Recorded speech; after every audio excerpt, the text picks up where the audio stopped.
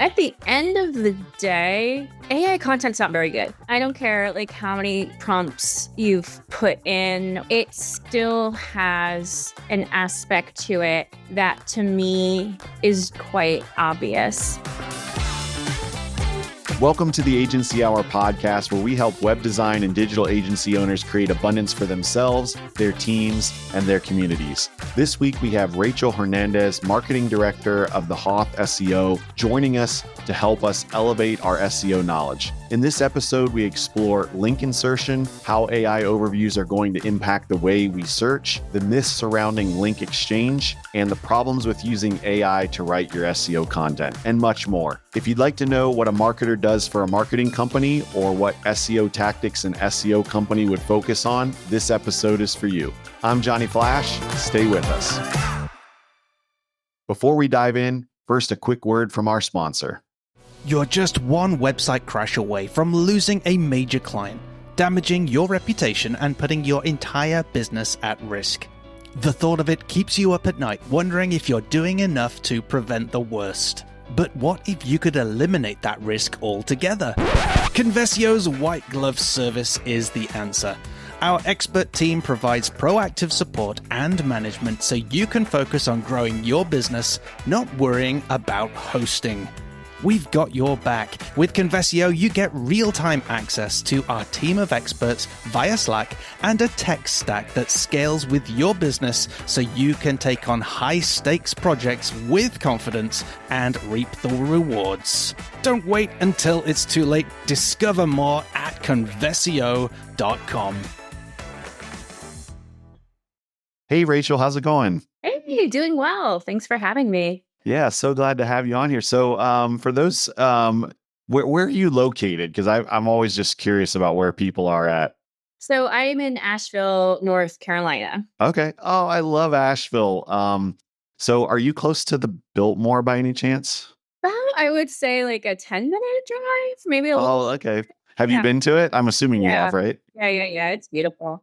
We went there last year for our 19th anniversary, my wife and I, and we just had so much fun. They had all the Christmas decorations out, and it was just like we got the tour and we went on the roof, and it was a really cool experience. We were talking about it just the other day. It is so beautiful for the holidays. Did you see the indoor pool? We saw the indoor pool. Yes. We did horseback riding. We even read a book on the way kind of to Asheville because we drove down from DC and then back. We were reading a book about George Biltmore, like Vanderbilt's life, and the building of the building and everything. So we felt like we were hearing the whole story of how it came to be, and then we visited it. And it was just really, really loved it. You were very prepared. That's great. Yeah, it was fun. It was fun. So now I have to top that this year for our 20th anniversary because we had such a good time. My wife was saying, "Oh, it was so great," and we did some hiking and all the things. So, but anyways, cool. Well, great to have you on here. And I know that you and the Hoth group, the Hoth kind of SEO service are well known for doing SEO. So tell us a little bit about kind of your role and what you guys have been doing there. Yeah, so my role specifically is I'm the director of marketing for the Hoth. So my little joke is that I marketing. I also do SEO for an SEO company, so which is fun and meta-filled challenge. Uh, the Hoth itself, we've been around since 2010. I've been there for 8 years now, and we're primarily, I would say, link building is really the thing that we're known for. And link building is if you're in SEO and you're doing SEO, you know how crucial it is. And if you've had to do it, you know how annoying it is to try and figure out. So we've definitely been lucky to carve ourselves a very solid space in that niche because it is so important. And it is, I don't know if I can say this, but such a pain in the ass as somebody who's had to build backlinks before. But we do optimize content. We do technical SEO, local SEO services, and we actually started off as a purely white label SEO agency. So if somebody has purchased SEO from another company, there's a very solid chance that that's our stuff that's been repackaged. Awesome. So I know our audience, we've got all kinds of folks listening and watching in terms of, we've got like the DIYer who's trying to get their agency or their freelancer off the ground. They're still doing a lot of the things and they're trying to like get off the tools and kind of elevate in their business, right? So they're more of a business owner and not having to do all the things. Then we've got like the agency owner who probably has team members who's, probably has someone who does their SEO in-house. Like on my team, I've got a few folks on our team who actually do the SEO. And then we've got some agency owners that have a fair number of like white label partners where they're like, I don't want to deal with the copywriting. I don't want to deal with the SEO. Let's just get someone like yourself or another white label service to do it. So if we could try to talk to all three of those audiences, I think that would be great. And I was thinking, for the DIYer, trying to build links, it's sometimes you don't even know where to build the link, right? Or what kind of link to build. Like, am I going to get a directory listing somewhere? Am I building like a blog? Am I publishing a blog post on someone else's blog and getting that to have a link in it back to my site? Am I just getting someone to try to insert a link to my website on an existing blog post? And I know as like we have a blog on our agency site that's reasonably popular enough that I get constant emails saying, hey, would you add this link to our blog post? Or, hey, this would benefit you. And I'm just like, oh my goodness, like stop. Like, it's just so much. If it was once every once in a while, I'd be like, oh, this is kind of cool. Someone wants to be on my blog. But when it's like every day, you're just like, I can't even respond to these because there's just so many of them. So um, let's just talk about like what are the ideal kind of links if we could, like, or the advantage of the different kinds. So there's a few different things that obviously go into this. And I generally, unless you're a brand new website and you have no links at all, you're just starting fresh. I wouldn't even pursue directory links. I wouldn't use your resources, whether it's time or money, in that direction, because they're just not going to be as valuable. Um, to me, the best links to get are going to be like those in content guest post links. So yeah, like a blog on somebody else's website. And I love a link insertion. And I think that's a very, very powerful um one, it's a powerful link because if you're putting a backlink in content that's already existing, that web page and that content already has some authority and traffic going to it and coming from it, rather than when you're posting brand new content, you're kind of starting from scratch. So when I actually because I have to do again SEO for an SEO company, and when I do link outreach for our own site, link insertions or niche edits are usually my first pass, because of that, and because it's also just like a very easy thing to say, like, I saw that you linked to this resource. Have a better one, or it's I've, very I've gotten that email from folks. like, okay, and it all depends. And I've had I had a blog on our own website where I mentioned a big brand, like a case, kind of a case study, but like just kind of an anecdotal one. And this brand reached out to me and said, hey, I noticed that you mentioned our brand in this post. Do you mind like linking to our website? Sure. Like, why not? I have no issue with that at all. So I think, yeah, I mean, if we're talking about link insertions, I think are my favorite. Guest posts can be super, super powerful. But then the other things that you want to look at when you're looking for link opportunities are the site's there are different names for this, but domain authority, domain rating, essentially like how powerful is that website is. The scale from 1 to 100, the higher the number, the more powerful the backlink. I wouldn't bother with anything it's below a 20. For the most part, it's just not going to do that much for you. And then the other metric that we look at the Hoff that I think has become supremely important, and people are finally catching on to this, is how much traffic is going to that website. Uh, because if Google is sending that site traffic and they're ranking them for certain keywords, they're going to see that site as an authority too. So like we don't do guest posts on websites. The lowest we'll go is 1,000 visitors per month organic. Okay. So you would say basically guest insertion, link insertion on an existing post is the best choice. Second best choice is maybe like a guest post and wouldn't really waste time with like directories and other stuff, right? If you're brand new Mhm. and you have no links, I think directories are fine because one, everybody, it's not like everybody has to start somewhere, but like you kind of have to start somewhere. And also, if you're a brand new website, the first links you get to it naturally are not going to be like those big juicy guest post links or those those insertions. So we want to build a natural backlink profile, and a directory would make sense for that. Yeah. And what do you expect? Like, do you expect to pay something when you get a link insertion or not? And if so, like, or sometimes then what's like a reasonable amount to pay for that? It depends. I know that's Mhm.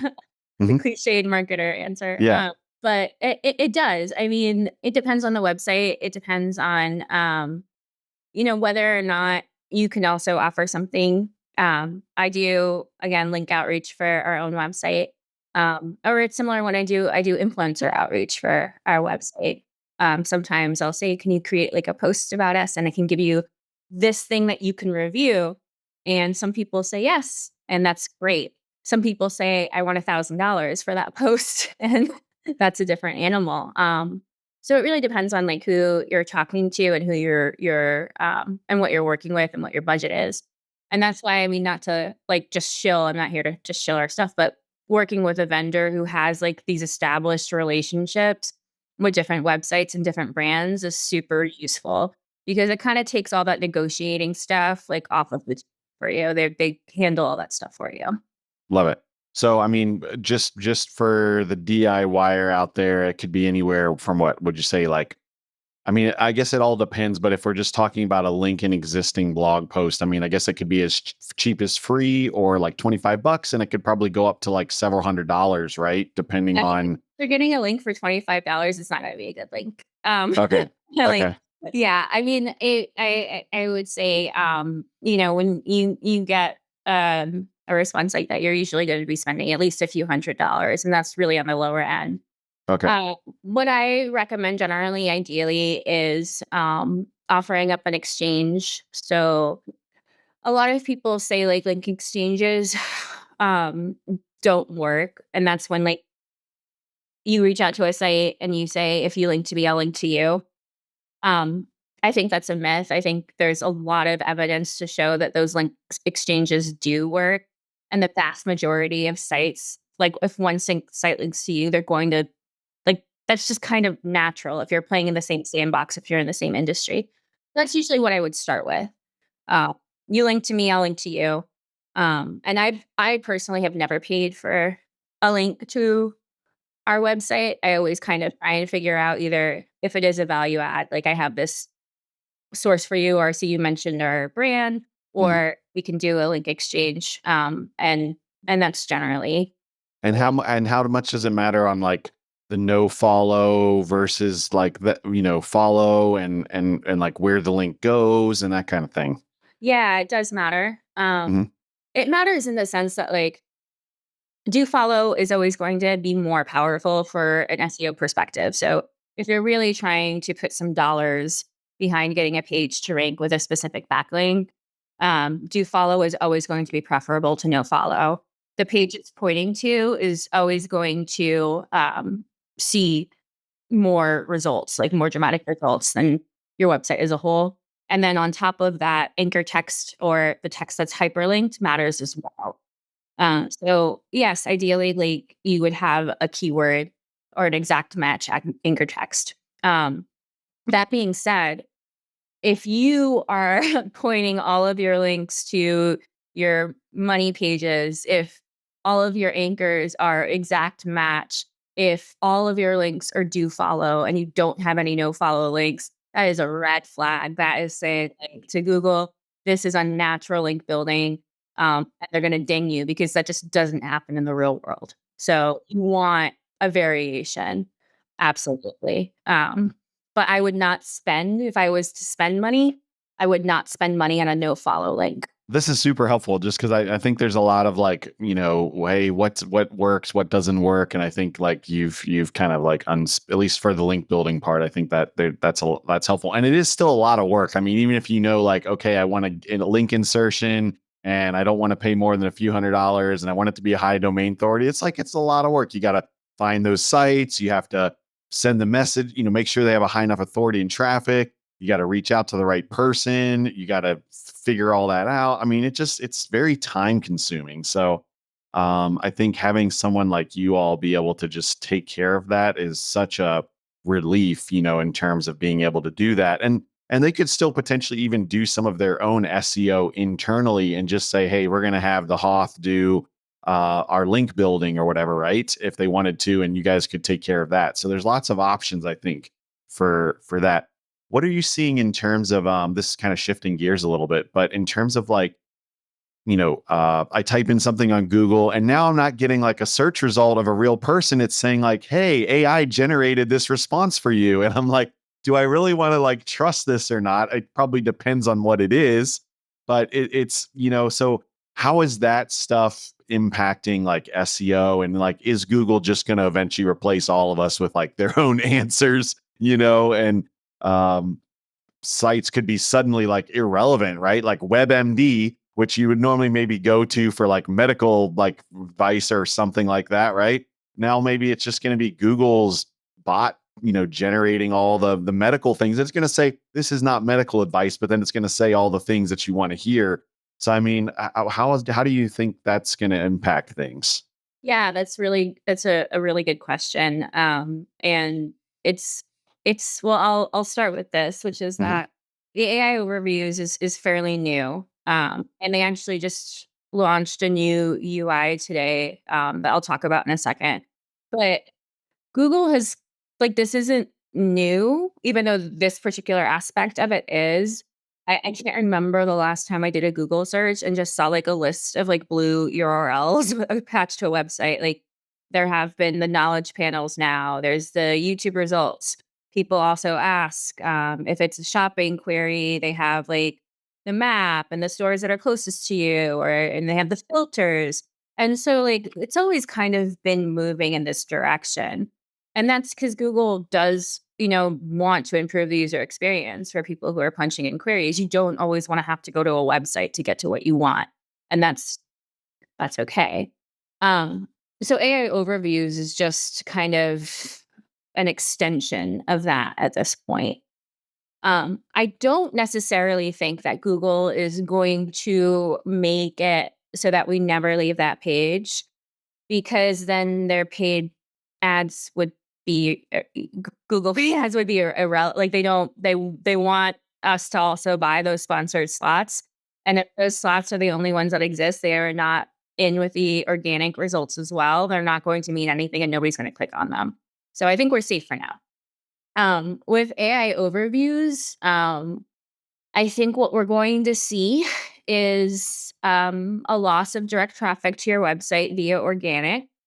But because a lot of these, results for AI are coming up for those more like top of funnel searches rather than like buyer intent keywords, the traffic that you're losing is not necessarily going to be traffic that would necessarily convert because they're not there in the funnel yet. And I actually think this is very useful for businesses because, when there's an AI overview result and it can have like 3 results, 5 results, 7, like 7 different citations within that one box.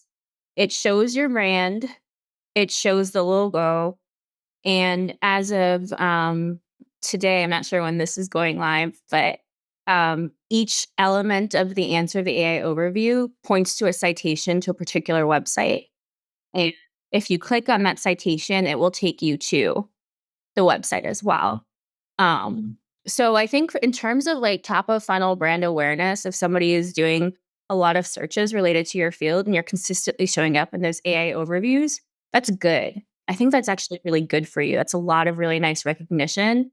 And then when they're ready to do those bottom funnel buyer keywords, they will be sent to your website, and maybe they'll trust you more and be ready to buy. So, okay, so I've got two follow-ups then to that with the AI overview. What kind of content should we be putting on our websites Mhm. so that we do show up in an overview? Is that like frequently asked questions? Is that like extensive content on a specific topic? Like what kind of content do we want to generate for that? Yeah. Is my first question. Yeah, I think, and I've been sort of geeking out over this for months now, but really, especially today because this new one. So I've been kind of seeing where, obviously, like our own site is showing up, and what I'm seeing is it's typically long form content that's like almost that pillar content that dives deep into a subject. So one of the ones that we show up in, I think, is like customer avatar, because we have like a very epic piece on that. And then what you want to do is structure that long post. And these are generally going to be blog posts because we are talking top of funnel. You want to structure that post so that it's optimized really well for the algorithm. So in H2, that would like answer a direct question with a very clear definition that answers that question underneath it. I'm seeing bullet points show up in AI overviews. Um, and I'm also seeing infographics show up. So think about within a long form piece of in-depth content, how within that can you make each element like very snackable, like very easy for a user to understand just from reading like, 300 words at the top of the search results page. Okay. Love it. Love it. So yeah, so having the long form and how long does long form have to be? I mean, like if I'm at 1,000 words, am I like hitting the minimum threshold, or do I need to be at like 2, 3, 4,000? Like what do you think about that?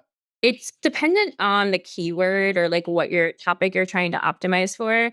For me, I don't publish anything that's less than 2,000 words. And that's if I'm like not necessarily really trying to push hard to rank. If I'm trying to push hard for rank, I'm doing closer to 3,500 to 4,000 words. But like keep in mind, I'm in a very competitive niche. So if you are in an industry that is a little bit more specific or where, you're not going against like really, really huge brands or people who produce a lot of content, because there's a lot of content that's written around SEO, you can probably get away. I wouldn't do 1,000 words anymore. But I think 2,000 words, if you're in an industry that's a little bit more niche, is a very solid number to go for if you're Love looking. it. And you can even overlay other types of content. Like you said, like your blog post could have the infographic. You Mhm, could record like a 2 or 3, 4 minute video mhm. explaining the thing. Cause I'm seeing now like the videos, the videos have been showing up in the results for a while, but like it'll have the caption, it'll even have like the segment pulled out that answers the question that I had. Right. So we're personally out, we're in the middle of building a house. And so like they're getting ready to do the footers. And so I'm reading like, okay, what is going to happen with the footers exactly? What do they look like? Do mine that they're about to do look like what they're supposed to look like? So I'm Googling like, what do footers look like on a house construction? And I'm getting like even video result. I'm getting photo infographics. I'm getting text, but I'm getting video results that are showing me like a particular part of a video that has the guy in front of the footers showing what the footers are. Right. So you can apply that in so many ways, though, in terms of like you're the paving company and someone wants to know what's going to happen with the process of their driveway getting paved. You could record that video on your next job. You turn it into a long blog post. You have an infographic that shows the layers of the driveway. And there's just lots of things that you could do that makes it like really good content that most of your paving competitors are not going to have, right, in your local area.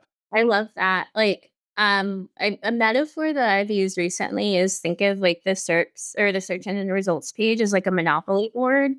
And like, yeah, like some property might be more valuable than others, but like more that you own, whether it is that YouTube video or showing up in the A overview or an image that's an infographic, the more likely somebody's going to land on you. Yeah. And it doesn't take that much more effort. I mean, like I work with a lot of churches in the church world, and we're like, well, I'm always coaching them like create something once and like use it across all your channels, right? So the preacher preaches a sermon, you've now got this video, you can transcribe that, you've got like the long form content, you can take out a snippet of that and put a 30-second clip on social. you can like, you can kind of like take these pieces of content and then recreate them as an infographic, as a video, as a blog post, and all these things. And it doesn't have, it's like a little bit less work than if I was trying to do different topics for all of those pieces of content, right? 100%. Yeah. One other thing I wanted to ask you about, since we're talking about SEO and AI and stuff, because this has been something that even myself and my own team have been wrestling with. So I know others are wrestling with it, and it's like, how much should we or could we use AI for SEO content? And like, even if Google maybe is okay with it right now, especially if it has some human element to it, like, could we get to a point in 6 months where Google's finally like, wow, there's too much AI content. We want to rank original content higher. And so like that content that maybe did okay for a client for a period is now like getting de-ranked down because it was written by AI or whatever. Like, I'm just kind of curious. And of course, this could change like by the time this episode Sure. goes live, and that kind of thing. But I'm just kind of curious on like your all's take on like how much it's okay to use AI, I guess, to create SEO content. I would not use it to do the writing itself. And I think for some of the reasons that you mentioned, Google has sort of gone back and forth. When ChatGPT officially or initially hit the mainstream, Google released an update to the helpful content update they had previously done in the fall. And they said that helpful content was defined in part as content written by humans for humans. And at the time, people were like, "Oh, okay, so they're coming out against AI content." And then Google figured out that they couldn't figure out what AI content actually is, so they kind of rolled it back and they said, "You know what? AI content's okay as long as it's helpful." Uh, but I think we're going to see this push and pull. But really, I think also at the end of the day, AI content's not very good. I don't care like how many prompts you've put in or like how designed you think, it still has an aspect to it that to me is generally quite obvious. And if the software that people have created can't pick it up, if you are in tune with the industry or, in tune with like writing, you recognize it right away. And that I think because our job as SEOs and as marketers is to provide a good user experience. And that means when you put something on your website, it should be quality and it should be useful and it should be something that the reader can relate to and enjoys reading. Um, AI is not going to do that.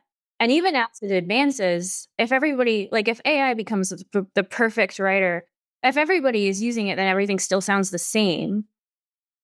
And you're going to be the differentiating factor if you're the one who's not using it for your content. So I And advise, I think you're right on with that because um I've a few kids in high school, and I remember earlier this year in the spring when they were finishing up one I think it was in 10th grade or whatever, and he got a newsletter from the school, my son did, and he was reading it and he was like, I think this was written by AI, or whatever, or the link to the, I don't know if it was, I can't remember if it was the email or a link in the email to something that he clicked on that he was reading. And he was like, I think this was written by AI, and this is like by the school.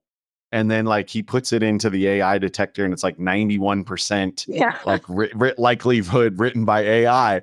And it was so interesting because he's like, here you've got a 15, 16-year old, who's just reading something from the school. Like there's no reason to think that the school didn't write it or whatever, right? But then he's able to detect like that this doesn't seem like it's written by a human, and it's like, and it wasn't bad content or anything like that. It was just like, we can tell. It's almost like when you go to a website and you like can tell that it's stock imagery versus like really the company or the organization or Yeah, whatever. exactly. It's like we can all tell. Like if I go to a church website, I can tell you whether that's like stock images or whether that's like actually photos of the church. Even if I've never been to the church, I could just go there and make that, because I've looked at enough church websites and I've coached enough churches that like it's very obvious, right? And so I think someone like my son who's like, he's up on the school, like what's going on at the school and everything, right? At the high school, Like he can tell if this is like something that's written by a person or not. And that's gonna take you out of it even if it's good. Like, let's say you could write a bunch of AI content and it ranks in Google, but, like, the whole point of ranking is for somebody to click on that link and go to your website, and if they get to that piece of content and they're like, "Oh, like, this is AI," or, like, "This is," whatever. I mean, to me, it would be a turn off as a user trying to learn more about a product or service or a business or a brand. Um, and so then what's the point? Like, if you're number 1 and you're alienating your users once they click on you, that 33% share, it's useless. Yeah. Yeah. This is good. This is good. Awesome. Well, as we wrap up here, any other kind of thoughts on SEO that you want to share, things that you think would be helpful for our audience? I know we could, I could geek out on this stuff for like, I get really into this, SEO, AI, like even like Google ads, which they're all kind of related in some ways. Right. And so I could just talk about this for a while, but, um, anything else you think that would be helpful or just, tidbits or information that you think for our audience? Yeah, I mean, I think this is not new. Like we're saying, the search engine results pages have been changing, so people stay on them. We have seen massive algorithm changes. The Hoff was there for the pandas, the penguins, the hummingbirds. And at the end of the day, it really is, if your North Star is about improving the user experience and not about like simply trying to rank, you're going to be okay.